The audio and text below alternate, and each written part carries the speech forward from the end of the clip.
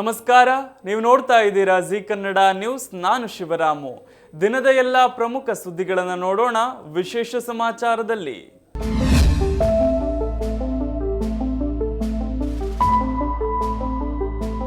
ಕರ್ನಾಟಕದ ಕಲಬುರಗಿಯ ಆಳಂದ ಕ್ಷೇತ್ರದಲ್ಲೂ ಮತಗಳ್ಳತನ ನಡೆದಿದೆ ಎಂದು ಲೋಕಸಭೆಯ ವಿರೋಧ ಪಕ್ಷದ ನಾಯಕ ಸಂಸದ ರಾಹುಲ್ ಗಾಂಧಿ ಗಂಭೀರ ಆರೋಪ ಮಾಡಿದ್ದಾರೆ. ಈ ಹಿಂದೆ ಮಹದೇವಪುರ ಕ್ಷೇತ್ರದಲ್ಲಿ ಕೂಡ ಮತಗಳ್ಳತನವಾಗಿದ್ದ ಕುರಿತು ಮಾಹಿತಿ ನೀಡಿದ್ದರು. ಕಾಂಗ್ರೆಸ್ ಮತದಾರರನ್ನೇ ಟಾರ್ಗೆಟ್ ಮಾಡಲಾಗಿದೆ, ಆದಿವಾಸಿಗಳು, ಒಬಿಸಿ ಹೀಗೆ ವಿರೋಧ ಪಕ್ಷಕ್ಕೆ ಮತ ಹಾಕುವವರ ಹೆಸರುಗಳನ್ನೇ ಮತದಾರರ ಪಟ್ಟಿಯಿಂದ ಡಿಲೀಟ್ ಮಾಡಿಸಲಾಗಿದೆ ಅಂತ ಆರೋಪಿಸಿದ್ದಾರೆ. ಹಾಗಾದ್ರೆ ಈ ಮತಗಳ್ಳತನ ಸಿಕ್ಕಿ ಬಿದ್ದದ್ದು ಹೇಗೆ ಅಂದ್ರೆ, ಆಳಂದದಲ್ಲಿ BLO ಅವರ ಸಂಬಂಧಿಯ ಹೆಸರು ಮತದಾರರ ಪಟ್ಟಿಯಿಂದ ಡಿಲೀಟ್ ಮಾಡಲಾಗಿತ್ತು. ಆಗ ತನಿಖೆ ಆರಂಭಿಸಿದಾಗ ಅವರ ಸಂಬಂಧಿಯ ಪಕ್ಕದ ಮನೆಯವರು ಅವರ ಹೆಸರನ್ನ ತೆಗೆಸಿದ್ದಾರೆ ಅಂತ ತಿಳಿದು ಬಂದಿತ್ತು. ಬಳಿಕ ಅಲ್ಲಿ ಹೋಗಿ ವಿಚಾರಿಸಿದಾಗ ನಾವು ಅರ್ಜಿ ಕೊಟ್ಟಿಲ್ಲ, ಯಾರ ಹೆಸರನ್ನು ತೆಗೆಸಿಲ್ಲ ಅಂತ ಹೇಳಿದಾಗ ಕೆಲವು ವಿಚಾರಗಳು ಬಹಿರಂಗಗೊಂಡಿವೆ. ಒಬ್ಬರ ಹೆಸರು ಬಳಸಿಕೊಂಡು ಮತದಾರರ ಪಟ್ಟಿಯಿಂದ 12 ಜನರ ಮತದಾರರ ಹೆಸರುಗಳನ್ನ ಡಿಲೀಟ್ ಮಾಡಿರೋದು ಕಂಡು ಬಂದಿದೆ. ಆದರೆ ಅವರು ನಾನು ಯಾವ ರೀತಿಯ ಅರ್ಜಿಯನ್ನು ಕೂಡ ಕೊಟ್ಟಿಲ್ಲ ಅಂತ ಹೇಳ್ತಿದ್ದಾರೆ. ಒಟ್ನಲ್ಲಿ ಆಳಂದದಲ್ಲಿ 6018 ಜನರ ಹೆಸರುಗಳನ್ನ ಡಿಲೀಟ್ ಮಾಡಲಾಗಿದೆ. ಎಲ್ಲಾ ಹೆಸರುಗಳನ್ನ ಕರ್ನಾಟಕದ ಮೊಬೈಲ್ ಸಂಖ್ಯೆಯಿಂದಲೇ ಡಿಲೀಟ್ ಮಾಡಲಾಗಿದೆ. ಆದರೆ ಎಲ್ಲೋ ಕುಳಿತು ಈ ಹೆಸರುಗಳನ್ನ ತೆಗೆಸಲಾಗಿದೆ. ನಾವು ಪ್ರಜಾಪ್ರಭುತ್ವದ ಮೌಲ್ಯವನ್ನ ಉಳಿಸುವ ಕೆಲಸವನ್ನ ಮಾಡುತ್ತಿದ್ದೇವೆ ಎಂದಿದ್ದಾರೆ ರಾಹುಲ್. ಇವರ ಹೆಸರುಗಳನ್ನು ತೆಗೆಸಲು ಬಳಸಿದ ಮೊಬೈಲ್ ಸಂಖ್ಯೆ ಯಾವುದು? ಹಾಗಾದ್ರೆ OTP ಎಲ್ಲಿಗೆ ಬಂದಿದೆ? ಇದ್ಯಾವ ಮಾಹಿತಿಯೂ ಸಿಗ್ತಿಲ್ಲ. ಪ್ರತಿ ಚುನಾವಣೆ ಸಮಯದಲ್ಲೂ ಮತಗಳ್ಳತನದ ಬಗ್ಗೆ ಸಾಕಷ್ಟು ದೂರುಗಳು ಕೇಳಿ ಬರುತ್ತಲೇ ಇದ್ದವು. ಮುಖ್ಯ ಚುನಾವಣಾ ಆಯುಕ್ತ ಜ್ಞಾನೇಶ್ ಕುಮಾರ್ ವಿರುದ್ಧ ನೇರ ಆರೋಪ ಮಾಡಲಾಗಿದೆ. ಇನ್ನು ಮುಖ್ಯ ಚುನಾವಣಾಧಿಕಾರಿ ಜ್ಞಾನೇಶ್ ಕುಮಾರ್ ವಿರುದ್ಧ ರಾಹುಲ್ ಗಾಂಧಿ ನೇರ ಆರೋಪ ಮಾಡಿದ್ದಾರೆ.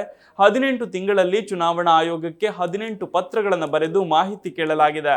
ಆದರೆ ಅವರಿಂದ ಯಾವುದೇ ಮಾಹಿತಿ ಸಿಕ್ಕಿಲ್ಲ. CID ಕೂಡ ಚುನಾವಣಾ ಆಯೋಗಕ್ಕೆ ಪತ್ರ ಬರೆದಿತ್ತು. ಫೆಬ್ರವರಿ 23ರಂದು FIR ದಾಖಲಿಸಲಾಗಿತ್ತು. ಹಾಗಾದ್ರೆ ಇದೆಲ್ಲದರ ಹಿಂದೆ ಜ್ಞಾನೇಶ್ ಕುಮಾರ್ ಕೈವಾಡವಿದೆ ಅಂತ ರಾಹುಲ್ ಗಾಂಧಿ ಗಂಭೀರ ಆರೋಪಿಸಿದ್ದಾರೆ. ಡಿಸೆಂಬರ್ 31ರೊಳಗೆ ಬೆಳಗಾವಿ ಜಿಲ್ಲೆಯನ್ನ ವಿಭಜಿಸಿ ಹೊಸ ಚಿಕ್ಕೋಡಿ ಜಿಲ್ಲೆ ರಚಿಸಲು ರಾಜ್ಯ ಸರ್ಕಾರ ಮುಂದಾಗಿದೆ. ಈ ಬಗ್ಗೆ ಸ್ವತಃ ಸಚಿವೆ ಲಕ್ಷ್ಮಿ ಹೆಬ್ಬಾಳ್ಕರ್ ಅವರೇ ಭರವಸೆ ನೀಡಿದ್ದಾರೆ. ಡಿಸೆಂಬರ್ 31ರ ಮೊದಲು ಬೆಳಗಾವಿ ಜಿಲ್ಲೆಯನ್ನ ವಿಭಜಿಸಿ ಹೊಸ ಚಿಕ್ಕೋಡಿ ಜಿಲ್ಲೆಯನ್ನ ರಚಿಸಲಾಗುವುದು. ಹೀಗಾಗಿ ಚಿಕ್ಕೋಡಿ ಜಿಲ್ಲಾ ವ್ಯಾಪ್ತಿಯ ಜನರು ನಿರಾಶೆಗೊಳಗಾಗುವ ಅವಶ್ಯಕತೆ ಇಲ್ಲ ಎಂದು ಅವರು ಹೇಳಿದ್ದಾರೆ. ಚಿಕ್ಕೋಡಿ ಜಿಲ್ಲಾ ಹೋರಾಟ ಸಮಿತಿಯ ಸದಸ್ಯರು ಲಕ್ಷ್ಮಿ ಹೆಬ್ಬಾಳ್ಕರ್ ಅವರನ್ನ ಭೇಟಿ ಮಾಡಿ ತಮ್ಮ ಬೇಡಿಕೆ ಸಲ್ಲಿಸಿದ್ರು. ಈ ವೇಳೆ ಮಾತನಾಡಿದ ಸಚಿವೆ, ಸರ್ಕಾರದ ಯೋಜನೆಗಳ ಪ್ರಯೋಜನಗಳು ಜನರಿಗೆ ತಪ್ಪದೇ ತಲುಪುವುದನ್ನು ಖಚಿತಪಡಿಸಿಕೊಳ್ಳಲು ಬೆಳಗಾವಿ ಜಿಲ್ಲೆಯನ್ನ ವಿಭಜಿಸುವುದು ಅತ್ಯಗತ್ಯ. ಹೀಗಾಗಿ ಅಖಂಡ ಬೆಳಗಾವಿ ಜಿಲ್ಲೆಯ ಜನರಿಗೆ ಸರ್ಕಾರದ ಯೋಜನೆ ಹಾಗೂ ಅನುದಾನವನ್ನ ಸಮರ್ಪಕವಾಗಿ ತಲುಪಿಸಲು ಜಿಲ್ಲೆಯ ವಿಭಜನೆ ಮಾಡುವುದು ಅಗತ್ಯವಾಗಿದೆ ಅಂತ ಸರ್ಕಾರಕ್ಕೆ ಮನವರಿಕೆಯಾಗಿದೆ. ಜಿಲ್ಲೆಯ ವಿಭಜನೆಗೆ ವೈಯಕ್ತಿಕವಾಗಿ ತನ್ನ ಸಹಮತವೂ ಇರುವುದಾಗಿ ಅವರು ಹೇಳಿದ್ದಾರೆ. ಧರ್ಮಸ್ಥಳ ಬುರುಡೆ ಪ್ರಕರಣಕ್ಕೆ ಇದೀಗ ಮತ್ತೆ ದೊಡ್ಡ ಟ್ವಿಸ್ಟ್ ಸಿಕ್ಕಿದೆ. ಬಂಗ್ಲೆಗುಡ್ಡದಲ್ಲಿ SIT ಶೋಧಕ್ಕಿಳಿದಾಗ ಒಂದು ಅಸ್ಥಿಪಂಜರ, ತಲೆಬುರುಡೆ ಹಾಗೂ ಹಲವು ಮೂಳೆಗಳು ಸಿಕ್ಕಿರುವ ಸ್ಫೋಟಕ ಮಾಹಿತಿ ಲಭ್ಯವಾಗಿದೆ. ಸೌಜನ್ಯ ಮಾವ ವಿಠಲಗೌಡ ಬಂಗ್ಲೆಗುಡ್ಡದಲ್ಲಿ ಶವಗಳ ರಾಶಿ ಇದೆ ಅಂತ ಹೇಳಿರುವ ಬೆನ್ನಲ್ಲೇ SIT ಅಧಿಕಾರಿಗಳು ನಿನ್ನೆ ಶೋಧ ಕಾರ್ಯ ನಡೆಸಿದ್ದು, ಮೊದಲಿಗೆ ಮೂಳೆಗಳು ಪತ್ತೆಯಾಗಿವೆ. ಬಳಿಕ ಮಾನವನ ಅಸ್ಥಿಪಂಜರ ಹಾಗೂ ತಲೆಬುರುಡೆ ಪತ್ತೆಯಾಗಿದ್ದು, ಧರ್ಮಸ್ಥಳ ಪ್ರಕರಣಕ್ಕೆ ಸಂಬಂಧಿಸಿದಂತೆ ಮತ್ತೊಂದು ಅಧ್ಯಾಯ ಶುರುವಾಗಿದೆ. ಧರ್ಮಸ್ಥಳದಲ್ಲಿ ನೂರಾರು ಶವ ಹೂತಿದ್ದೇನೆ ಎಂದು ಹೇಳಿದ್ದ ಮಾಸ್ಕ್ ಮ್ಯಾನ್ ಚಿನ್ನಯ್ಯ ಸದ್ಯ ಜೈಲು ಸೇರಿದ್ದಾನೆ. ಇದರ ನಡುವೆ ಸೌಜನ್ಯ ಮಾವ ವಿಠಲಗೌಡ ಬಂಗ್ಲೆಗುಡ್ಡದಲ್ಲಿ ಶವಗಳ ರಾಶಿ ಇದೆ ಅಂತ ಆರೋಪಿಸಿದ್ರು. ಇದೇ ಹೇಳಿಕೆ ಸಂಚಲನ ಸೃಷ್ಟಿ ಮಾಡಿದ್ದು, ಇಡೀ ಪ್ರಕರಣಕ್ಕೆ ಹೊಸ ತಿರುವು ಕೊಟ್ಟಿತ್ತು. ಇದರ ಬೆನ್ನಲ್ಲೇ SIT ಅಧಿಕಾರಿಗಳು ಬಂಗ್ಲೆಗುಡ್ಡಕ್ಕೆ ಪ್ರವೇಶ ಮಾಡಿದ್ದು ಶೋಧ ನಡೆಸಿದ್ದಾರೆ. ಅರಣ್ಯ ಇಲಾಖೆ ಅನುಮತಿ ನೀಡುತ್ತಿದ್ದಂತೆ 3 ತಂಡ ಮಾಡಿಕೊಂಡ SIT ಧರ್ಮಸ್ಥಳದ ನೇತ್ರಾವತಿ ಸ್ನಾನಘಟ್ಟ ಬಳಿ ಕಾಡಿನೊಳಗೆ ಮತ್ತೆ ಮೂಳೆ ಕಳೆಬರಗಳ ಶೋಧಕ್ಕೆ ಇಳಿದಿದೆ. SIT ಜೊತೆ 15 ಅರಣ್ಯ ಸಿಬ್ಬಂದಿ, ಗ್ರಾಮ ಪಂಚಾಯತ್ನ 8 ಸಿಬ್ಬಂದಿ ಹಾಗೂ ಪೌರ ಕಾರ್ಮಿಕರು ಶೋಧಕ್ಕೆ ಇಳಿದಿದ್ರು. ಹೀಗೆ 5 ಕಡೆ ಮೇಲ್ಮೈನಲ್ಲೇ ಶೋಧ ನಡೆಸಿದಾಗ ತಲೆಬುರುಡೆ ಹಾಗೂ ಮೂಳೆಗಳು ಸಿಕ್ಕಿವೆ. ಇನ್ನು ಭೂಮಿಯ ಮೇಲ್ಭಾಗದಲ್ಲಿ ಅಸ್ಥಿಪಂಜರದ ಅವಶೇಷಗಳು ಪತ್ತೆಯಾಗಿದ್ದು, ಬಕೆಟ್ನಲ್ಲಿ ಮೂಳೆ ತಲೆಬುರುಡೆ ತುಂಬಿಕೊಂಡ SIT PVC ಪೈಪ್ಸ್ ಅನ್ನ ಸೀಲ್ ಮಾಡಿ ಕಾಡಿನಿಂದ ಹೊರಗೆ ತಂದಿದ್ದಾರೆ. ಅಷ್ಟಕ್ಕೂ ಮೂಳೆ ಹಾಗೂ ತಲೆಬುರುಡೆ ಶೋಧನೆ ವೇಳೆ ಎಸಿ ಹಾಗೂ ತಹಶೀಲ್ದಾರ್ ಇರಬೇಕಿತ್ತು. ಆದರೆ ಭೂಮಿಯ ಮೇಲ್ಭಾಗದಲ್ಲೇ ಅಸ್ಥಿಪಂಜರ ಸಂಗ್ರಹ ಮಾಡಿದ್ರಿಂದ ಕೇವಲ ತನಿಖಾಧಿಕಾರಿಗಳು ಮಾತ್ರ ಇದ್ದರು. ಒಟ್ನಲ್ಲಿ ಬಂಗ್ಲಗುಡ್ಡದಲ್ಲಿ ಸಿಕ್ಕ ಅಸ್ಥಿಪಂಜರ ಮೂಳೆಗಳು ತನಿಖೆಯನ್ನ ಹೊಸ ದಿಕ್ಕಿಗೆ ಹೊರಳಿಸಿದೆ. ರಾಜ್ಯ ರಾಜಕಾರಣದಲ್ಲಿ ಭಾರಿ ಸಂಚಲನ ಸೃಷ್ಟಿಸಿದ್ದ ಮೈಸೂರು ನಗರಾಭಿವೃದ್ಧಿ ಪ್ರಾಧಿಕಾರದ ಸೈಟ್ ಹಂಚಿಕೆಯಲ್ಲಿ ನಡೆದಿದೆ ಎನ್ನಲಾದ ಹಗರಣದಲ್ಲಿ ಬಂಧನಕ್ಕೆ ಒಳಗಾದ ಮೈಸೂರು ಪಾಲಿಕೆ ಮಾಜಿ ಆಯುಕ್ತ ದಿನೇಶ್ ಕುಮಾರ್ ಅವರನ್ನ ಕೋರ್ಟ್ 9 ದಿನಗಳ ಕಾಲ ಜಾರಿ ನಿರ್ದೇಶನಾಲಯದ ಕಸ್ಟಡಿಗೆ ನೀಡಿ ಆದೇಶಿಸಿದೆ. ಮುಡಾ ಪ್ರಕರಣದ ಸಂಬಂಧ ಮೊನ್ನೆ ಮಾಜಿ ಆಯುಕ್ತ ದಿನೇಶ್ ಕುಮಾರ್ ಬೆಂಗಳೂರಿನ ಇಡಿ ಕಚೇರಿಗೆ ವಿಚಾರಣೆಗೆ ಹಾಜರಾಗಿದ್ದರು. ಈ ವೇಳೆ ಅವರನ್ನ ಇಡಿ ಬಂಧಿಸಿತ್ತು. ಆ ಬಳಿಕ ನ್ಯಾಯಾಧೀಶರ ಮುಂದೆ ಹಾಜರುಪಡಿಸಿ 1 ದಿನ ಕಸ್ಟಡಿಗೆ ಪಡೆಯಲಾಗಿತ್ತು. ಕಸ್ಟಡಿ ಅಂತ್ಯವಾದ ಹಿನ್ನೆಲೆ ನಿನ್ನೆ ಜನಪ್ರತಿನಿಧಿಗಳ ವಿಶೇಷ ನ್ಯಾಯಾಲಯದ ಮುಂದೆ ಅವರನ್ನ ಹಾಜರುಪಡಿಸಲಾಗಿತ್ತು. ಈ ವೇಳೆ ದಿನೇಶ್ ಕುಮಾರ್ ಮಧ್ಯಂತರ ಜಾಮೀನು ಅರ್ಜಿ ವಿಚಾರಣೆ ನಡೆಸಲಾಗಿದ್ದು, ಅವರ ಪರ ವಕೀಲರು ದಿನೇಶ್ ಅವರು ಅಸ್ತಮಾ ಸೇರಿ ಹಲವು ಆರೋಗ್ಯ ಸಮಸ್ಯೆಯಿಂದ ಬಳಲುತ್ತಿದ್ದಾರೆ ಅಂತ ಉಲ್ಲೇಖಿಸಿ ಜಾಮೀನು ನೀಡಬೇಕು ಅಂತ ವಾದಿಸಿದ್ದರು. ಆದರೆ ಮತ್ತೊಂದೆಡೆ ಇಡಿ 14 ದಿನ ಕಸ್ಟಡಿಗೆ ನೀಡುವಂತೆ ಮನವಿ ಮಾಡಿತ್ತು. ಅಂತಿಮವಾಗಿ 9 ದಿನ ಇಡಿ ಕಸ್ಟಡಿಗೆ ನೀಡಿ ನ್ಯಾಯಾಲಯ ಆದೇಶ ನೀಡಿದೆ. ಸೆಪ್ಟೆಂಬರ್ 26ರಂದು ಸಂಜೆ 5 ಗಂಟೆಗೆ ದಿನೇಶ್ ಕುಮಾರ್ ಅವರನ್ನ ಕೋರ್ಟ್ಗೆ ಹಾಜರುಪಡಿಸಬೇಕು ಅಂತ ನ್ಯಾಯಾಲಯ ಇಡಿಗೆ ಸೂಚಿಸಿ ಜಾಮೀನು ಅರ್ಜಿಯನ್ನ ವಜಾಗೊಳಿಸಿದೆ.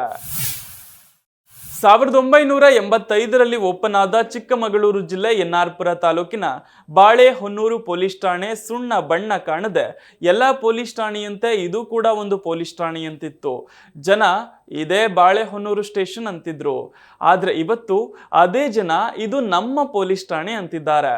PSI ರವೀಶ್ ಇಲ್ಲಿಗೆ ಬಂದ ಮೇಲೆ ಠಾಣೆಗೆ ಹೊಸ ರೂಪ ನೀಡಿದ್ದಾರೆ. ಕೆಲಸ ಮಾಡುವ ಜಾಗದ ವಾತಾವರಣ ಶುದ್ಧವಾಗಿದ್ರೆ ಮನಸ್ಸು ಶುದ್ಧವಾಗಿರುತ್ತೆ ಅಂತ ಗ್ರಾಮ ಪಂಚಾಯಿತಿ ಹಾಗೂ ಸ್ಥಳೀಯ ದಾನಿಗಳ ಸಹಕಾರದಿಂದ ಇಡೀ ಠಾಣೆಗೆ ಹೈಟೆಕ್ ಸ್ಪರ್ಶ ನೀಡಿದ್ದಾರೆ. ಯಾರ ಬಳಿಯೂ 1 ರೂಪಾಯಿ ಪಡೆದುಕೊಂಡಿಲ್ಲ. ನೀವೇ ಬಂದು ನೋಡಿ, ಕೆಲಸ ಮಾಡಿಸ್ಕೊಡಿ ಅಂತ ಅವರಿಂದಲೇ ಎಲ್ಲ ಕೆಲಸ ಮಾಡಿಸಿದ್ದಾರೆ. ಇಂದು ಠಾಣೆಯ ಒಳಗೆ ಹೋದ್ರೆ ಇದು ಪೊಲೀಸ್ ಸ್ಟೇಷನ್ನ ಅನ್ನುವ ಭಾವನೆಯೇ ಬರುವುದಿಲ್ಲ. ಅಷ್ಟರ ಮಟ್ಟಿಗೆ ಬದಲಿಸಿದ್ದಾರೆ. ಇವರ ಕೆಲಸಕ್ಕೆ ಸ್ಥಳೀಯರು ಕೈಜೋಡಿಸಿ ಸಾಥ್ ನೀಡಿದ್ದಾರೆ. ಇವತ್ತು ಠಾಣೆ ಜೊತೆ ಬಾಳೆಹೊನ್ನೂರಿನಲ್ಲಾದ ಬದಲಾವಣೆ ಕಂಡು ಜನರೇ ಬಾಳೆಹೊನ್ನೂರು ಪೊಲೀಸರು ನಿಜವಾದ ಜನಸ್ನೇಹಿ ಪೊಲೀಸರು ಅಂತಿದ್ದಾರೆ. ಪೊಲೀಸ್ ಠಾಣೆಯ ಕಾಂಪೌಂಡ್ ಹೊರಭಾಗದಲ್ಲಿ ಪೋಕ್ಸೋ, ಟ್ರಾಫಿಕ್ ರೂಲ್ಸ್, ಅಪ್ರಾಪ್ತರಿಗೆ ವಾಹನ ಕೊಡಬೇಡಿ, ಜೂಜಾಟ, ಕಳ್ಳತನ, ಮಕ್ಕಳನ್ನ ಕೆಲಸಕ್ಕೆ ಬಳಸೋದು, ಬಾಲಾಪರಾಧ ಇವೆಲ್ಲವೂ ಕೂಡ ಸೇರಿದಂತೆ ಬಹುತೇಕ ಚಿತ್ರಗಳನ್ನ ಬಿಡಿಸೋ ಮೂಲಕ ಜಾಗೃತಿ ಮೂಡಿಸೋದ್ರ ಜೊತೆಗೆ ಕಾಡು ಪ್ರಾಣಿಗಳ ಬೇಟೆ, ಮರ ಕಡಿಯುವುದು, ಕಾಡು ಪ್ರಾಣಿಗಳ ರಕ್ಷಣೆ ಮಾಡುವಂತಹ ಚಿತ್ರಗಳನ್ನ ಬಿಡಿಸಿ ಅಪರಾಧಿ ಮನಸ್ಸುಗಳಲ್ಲಿ ಬದಲಾವಣೆ ತರುವ ನಿಟ್ಟಿನಲ್ಲಿ ಚಿತ್ರಗಳ ಮೂಲಕ ತಪ್ಪು ಮಾಡಿದವರಿಗೆ ಮನವರಿಕೆಯಾಗುವಂತೆ ಮಾಡಿದ್ದಾರೆ. ಜೊತೆಗೆ ಠಾಣೆಯ ಆವರಣದಲ್ಲಿ ಪಾರ್ಕ್ ಕೂಡ ಮಾಡಿದ್ದಾರೆ. ಪೊಲೀಸರ ದೈಹಿಕ ಸದೃಢತೆಗೆ ಅನುಕೂಲವಾಗಲೆಂದು ಶಟಲ್ ಕೋರ್ಟ್ ಕೂಡ ಮಾಡಿದ್ದು ಜನರ ಮೆಚ್ಚುಗೆಗೆ ಕಾರಣವಾಗಿದೆ. ಮುಂದಿನ 1 ವಾರಗಳ ಕಾಲ 20ಕ್ಕೂ ಹೆಚ್ಚು ಜಿಲ್ಲೆಗಳಲ್ಲಿ ಮಳೆಯಾಗಲಿದೆ ಎಂದು ಹವಾಮಾನ ಇಲಾಖೆ ಮುನ್ಸೂಚನೆ ನೀಡಿದೆ. ಸೆಪ್ಟೆಂಬರ್ 24ರವರೆಗೂ ರಾಜ್ಯದ ಹಲವೆಡೆ ಮಳೆಯಾಗಲಿದೆ. ಅದರಂತೆ ದಕ್ಷಿಣ ಕನ್ನಡ, ಉತ್ತರ ಕನ್ನಡ, ಉಡುಪಿ, ಬೀದರ್, ಕಲಬುರಗಿ, ಚಿಕ್ಕಬಳ್ಳಾಪುರ, ಕೋಲಾರ, ತುಮಕೂರು ಜಿಲ್ಲೆಗಳಿಗೆ ಯೆಲ್ಲೋ ಅಲರ್ಟ್ ಘೋಷಿಸಲಾಗಿದೆ. ಇನ್ನು ಬೆಂಗಳೂರು, ಶಿವಮೊಗ್ಗ, ಹಾಸನ ಸೇರಿದಂತೆ ಉಳಿದ ಜಿಲ್ಲೆಗಳಲ್ಲೂ ಸಾಧಾರಣ ಮಳೆಯಾಗಲಿದೆ. ಮೆದುಳಿನ ಸೋಂಕಿನಿಂದ ಉಂಟಾಗುವ ಅಮೀಬಿಕ್ ಮೆನಿಂಗೋ ಎನ್ಸೆಫಾಲಿಟಿಸ್ ಪ್ರಕರಣಗಳು ಕೇರಳದಲ್ಲಿ ಹೆಚ್ಚಾಗಿದ್ದು, ಹಾಗಾಗಿ ಆರೋಗ್ಯ ಅಧಿಕಾರಿಗಳು ಬಹಳ ಎಚ್ಚರಿಕೆ ವಹಿಸಿದ್ದಾರೆ. ಈ ವರ್ಷ ಕೇರಳದಲ್ಲಿ 61 ಪ್ರಕರಣಗಳು ದಾಖಲಾಗಿದ್ದು, ಇದುವರೆಗೂ 19 ಜನರು ಸಾವಿಗೀಡಾಗಿದ್ದಾರೆ. ಸದ್ಯ ಈ ರೋಗ ಜನರಲ್ಲಿ ಆತಂಕ ಸೃಷ್ಟಿ ಮಾಡಿದೆ. ಕೇರಳ ಸರ್ಕಾರದ ದಾಖಲೆಯ ಪ್ರಕಾರ ಈ ಕಾಯಿಲೆ ನರಮಂಡಲದ ಮೇಲೆ ಪರಿಣಾಮ ಬೀರುತ್ತದೆ. ಈ ಸೋಂಕು ಮೆದುಳಿನ ಅಂಗಾಂಶವನ್ನ ನಾಶ ಮಾಡುತ್ತದೆ. ಕೆಲವೊಂದು ಬಾರಿ ತೀವ್ರವಾದ ಮೆದುಳಿನ ಊತ ಉಂಟಾಗಿ ಸಾವಿಗೆ ಕಾರಣವಾಗುತ್ತದೆ. ಸಾಮಾನ್ಯವಾಗಿ ಈ ಸೋಂಕು ಆರೋಗ್ಯವಂತ ಮಕ್ಕಳು ಹಾಗೂ ಯುವಕರಲ್ಲಿಯೂ ಕಂಡುಬರುತ್ತದೆ. ನಿಂತ ನೀರಿನಿಂದ ಈ ರೋಗ ಬರುತ್ತದೆ ಎನ್ನಲಾಗುತ್ತದೆ. ಕಲುಷಿತಗೊಂಡಿರುವ ನೀರಿನಲ್ಲಿ ಈಜುವವರು, ಡೈವಿಂಗ್ ಮಾಡುವವರು ಅಥವಾ ಸ್ನಾನ ಮಾಡುವವರು ಸೋಂಕಿಗೆ ಬಲಿಯಾಗುವ ಸಾಧ್ಯತೆ ಹೆಚ್ಚಿರುತ್ತದೆ. ಆದರೆ ಸೋಂಕು ವ್ಯಕ್ತಿಯಿಂದ ವ್ಯಕ್ತಿಗೆ ಹರಡುವುದಿಲ್ಲ. ಇತ್ತೀಚಿನ ದಿನಗಳಲ್ಲಿ ಈ ಸೋಂಕಿನ ಕಾರಣದಿಂದ ಮರಣ ಪ್ರಮಾಣ ಹೆಚ್ಚಾಗಿದೆ. ಪ್ರಾಥಮಿಕವಾಗಿ ಇದನ್ನ ಪತ್ತೆ ಹಚ್ಚುವುದು ಕಷ್ಟ ಎನ್ನಲಾಗುತ್ತದೆ. ಇದರ ಲಕ್ಷಣಗಳು ಮುಖ್ಯವಾಗಿ ತಲೆನೋವು, ಜ್ವರ, ವಾಕರಿಕೆ ಮತ್ತು ವಾಂತಿಯಾಗಿರುತ್ತದೆ. ಇದರ ಲಕ್ಷಣಗಳನ್ನು ಗುರುತಿಸಿ ರೋಗವನ್ನ ಪತ್ತೆ ಮಾಡುವುದರ ಒಳಗೆ ಸೋಂಕು ಉಲ್ಬಣಗೊಂಡು ಸಾವಿಗೆ ಕಾರಣವಾಗುತ್ತಿದೆ. ಕೊಳಕು ನೀರಿನಲ್ಲಿ ಸ್ನಾನ ಮಾಡಿದ್ರೆ ಹಾಗೂ ಈಜಿದ್ರೆ ಅದರ ನಂತರ ಸುಮಾರು 9 ದಿನಗಳ ಒಳಗೆ ಈ ಸೋಂಕುಗಳು ಕಾಣಿಸುತ್ತದೆ ಎನ್ನಲಾಗುತ್ತದೆ. ಬಾಲಿವುಡ್ ನಟಿ ದಿಶಾ ಪಟಾಣಿ ನಿವಾಸದ ಮುಂದೆ ಗುಂಡಿನ ದಾಳಿ ನಡೆಸಿದ್ದ 2 ಆರೋಪಿಗಳನ್ನ ಎನ್ಕೌಂಟರ್ ಮೂಲಕ ಹತ್ಯೆ ಮಾಡಲಾಗಿದೆ. ಉತ್ತರ ಪ್ರದೇಶದ ಪೊಲೀಸರು 2ರನ್ನ ಎನ್ಕೌಂಟರ್ ಮಾಡಿದ್ದಾರೆ. ಕಳೆದ ಶುಕ್ರವಾರ ದಿಶಾ ಪಟಾಣಿ ಮನೆ ಮುಂದೆ ಗುಂಡಿನ ದಾಳಿ ನಡೆದಿತ್ತು. ದಾಳಿಯ ಹೊಣೆಯನ್ನ ಗ್ಯಾಂಗ್ಸ್ಟರ್ ಗೋಲ್ಡಿಬ್ರಾರ್ ಹೊತ್ತುಕೊಂಡಿದ್ದ. ಘಟನೆ ಬಳಿಕ ಉತ್ತರ ಪ್ರದೇಶ ಸಿಎಂ ಯೋಗಿ ಆದಿತ್ಯನಾಥ್ ನಟಿಯ ತಂದೆ ಜೊತೆ ಮಾತನಾಡಿ ಭದ್ರತೆ ಒದಗಿಸುವ ಭರವಸೆ ನೀಡಿದ್ದರು. ಇದೀಗ ಗುಂಡಿನ ದಾಳಿ ನಡೆಸಿದ 2 ಆರೋಪಿಗಳನ್ನ ಎನ್ಕೌಂಟರ್ ಮೂಲಕ ಹತ್ಯೆ ಮಾಡಲಾಗಿದೆ. ಉತ್ತರಾಖಂಡದ ಚಮೋಲಿ ಜಿಲ್ಲೆಯ ನಂದನಗರ ಘಾಟ್ ಪ್ರದೇಶದಲ್ಲಿ ಬುಧವಾರ ರಾತ್ರಿ ಸಂಭವಿಸಿದ ಮೇಘ ಸ್ಫೋಟದಲ್ಲಿ ಕನಿಷ್ಠ 7 ಜನರು ಕಾಣೆಯಾಗಿದ್ದಾರೆ. ಇದರಿಂದಾಗಿ ಭಾರೀ ನಾಶ ಮತ್ತು ಹಲವಾರು ಮನೆಗಳಿಗೆ ಹಾನಿಯಾಗಿದೆ ಅಂತ ಅಧಿಕಾರಿಗಳು ತಿಳಿಸಿದ್ದಾರೆ. ಜಿಲ್ಲಾಡಳಿತದ ಪ್ರಕಾರ ನಂದನಗರ ಪ್ರದೇಶದ ಕುಂತ್ರಿ ಲಗಾಫಲ್ಲಿ ವಾರ್ಡ್ನಲ್ಲಿ ಈ ಘಟನೆ ಸಂಭವಿಸಿದ್ದು, ಅಲ್ಲಿ ಮೇಘಸ್ಫೋಟ ಮತ್ತು ತೀವ್ರ ಮಳೆಯ ನಂತರ 6 ಮನೆಗಳು ಅವಶೇಷಗಳ ಅಡಿಯಲ್ಲಿ ಹೂತು ಹೋಗಿವೆ. ಈ ಬಗ್ಗೆ ಮಾತನಾಡಿದ ಚಮೋಲಿ ಜಿಲ್ಲಾ ಮ್ಯಾಜಿಸ್ಟ್ರೇಟ್ ಸಂದೀಪ್ ತಿವಾರಿ, ಬುಧವಾರ ರಾತ್ರಿ ಮೇಘಸ್ಫೋಟದಿಂದ ಹಾನಿಯಾಗಿದೆ, 6 ಮನೆಗಳು ಅವಶೇಷಗಳ ಅಡಿಯಲ್ಲಿ ಹೂತು ಹೋಗಿವೆ ಅಂತ ಹೇಳಿದ್ರು. ಇಲ್ಲಿಯವರೆಗೆ 2ರನ್ನ ರಕ್ಷಿಸಲಾಗಿದೆ, ಆದರೆ ಇನ್ನೂ 7 ಜನರು ಪತ್ತೆಯಾಗಿಲ್ಲ ಅಂತ ಅಧಿಕಾರಿಗಳು ತಿಳಿಸಿದ್ದಾರೆ. ಶೋಧ ಮತ್ತು ರಕ್ಷಣಾ ಕಾರ್ಯಾಚರಣೆಗಳನ್ನು ಕೈಗೊಳ್ಳಲು ಎಸ್ಡಿಆರ್ಎಫ್, ಸ್ಥಳೀಯ ಪೊಲೀಸರು ಮತ್ತು ಜಿಲ್ಲಾಡಳಿತದ ತಂಡಗಳನ್ನು ತಕ್ಷಣವೇ ಪೀಡಿತ ಪ್ರದೇಶಕ್ಕೆ ನಿಯೋಜಿಸಲಾಗಿದೆ. ಪರಿಹಾರ ಕಾರ್ಯಾಚರಣೆಗಳು ಮುಂದುವರೆದಿವೆ. ಹಾಗೆ ಅವಶೇಷಗಳನ್ನು ತೆರವುಗೊಳಿಸಲು ಮತ್ತು ಕಾಣೆಯಾದ ವ್ಯಕ್ತಿಗಳನ್ನು ಪತ್ತೆ ಹಚ್ಚಲು ಪ್ರಯತ್ನಗಳು ನಡೆಯುತ್ತಿವೆ ಅಂತ ಜಿಲ್ಲಾ ಮ್ಯಾಜಿಸ್ಟ್ರೇಟ್ ತಿವಾರಿ ದೃಢಪಡಿಸಿದ್ರು. ಇನ್ನು ಉತ್ತರಾಖಂಡ ಮುಖ್ಯಮಂತ್ರಿ ಪುಷ್ಕರ್ ಸಿಂಗ್ ಧಾಮಿ ಇತ್ತೀಚಿನ ನೈಸರ್ಗಿಕ ವಿಕೋಪಗಳಲ್ಲಿ ವಿಶೇಷವಾಗಿ ಡೆಹ್ರಾಡೂನ್ನಲ್ಲಿ ಭಾರೀ ಮಳೆಯಿಂದ ಭೂಕುಸಿತ ಮತ್ತು ಹಠಾತ್ ಪ್ರವಾಹಕ್ಕೆ ಕಾರಣವಾದ ಘಟನೆಗಳಲ್ಲಿ ಸಂತ್ರಸ್ತರಿಗೆ ಸಂತಾಪ ಸೂಚಿಸಿದ್ರು.